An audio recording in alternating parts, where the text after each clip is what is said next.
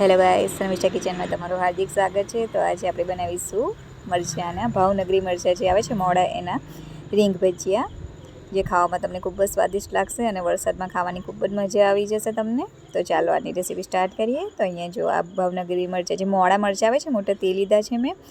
એની આપણે પાતળી પાતળી કે થોડી મોટી જેવી સ્લાઇસ કરી લેવાની રહેશે, સારી રીતે ધોઈને। જો આ રીતના તમારે સ્લાઇસ કરી લેવાની, અને જો થોડા બિયા વધારે હોય તો તમારે આ રીતના કાઢી લેવાના। જો આ રીતના મેં કાઢી લીધા છે, અમુકમાં હોય છે એટલે કાઢી લીધા છે, થોડું તીખું ના લાગે એટલા માટે। હવે આપણે એક બાઉલમાં એને લઈ લઈશું, એમાં આદું છીણી લઈશું, તમે વાટીને પણ અહીંયા નાખી શકો છો। હવે એમાં આપણે થોડું મીઠું ઓછું તમારે નાખવાનું, કારણ કે આપણે બેસનનો ઉપયોગ વધારે નહીં થાય એટલા માટે। અહીંયા મેં શેકેલા જીરુંનો પાવડર ઉમેર્યો છે, તમે ચાટ મસાલો પણ ઉમેરી શકો છો, અને લીંબુ, અડધા લીંબુ જેટલો મેં અહીંયા રસ ઉમેર્યો છે।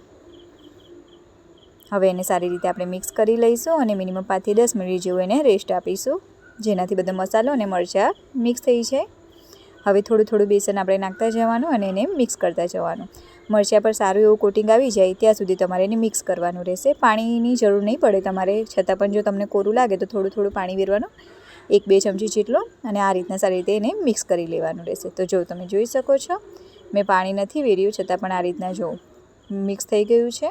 હવે એને આપણે હાઈ ફ્લેમ પર એને ગરમ તેલમાં તળી લેવાનું, એકદમ ક્રિસ્પી થાય ત્યાં સુધી તમારે એને તળી લેવાના રહેશે। આ રીતના છૂટું છૂટા એક એક કરીને નાખવાના, જેનાથી મસ્ત એવી ક્રિસ્પી રીંગ જેવું લાગે બને, ખાવામાં તમને ખૂબ જ ભાવશે।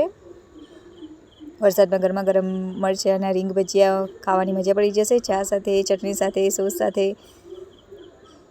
તો જો આ રીતના ક્રિસ્પી થાય ત્યાં સુધી તમારે એને તળવાના રહેશે। તો જો આપણા ભજીયા બનીને હવે રેડી છે।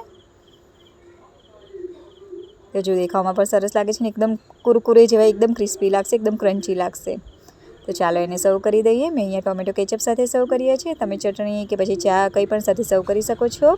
જો તમને મારો વિડીયો સારો લાગે, મારી રેસીપી સારી લાગતી હોય તો પ્લીઝ મારા વિડીયોને લાઇક અને શેર કરજો, અને મારી ચેનલને સબસ્ક્રાઈબ કરજો। Thank you.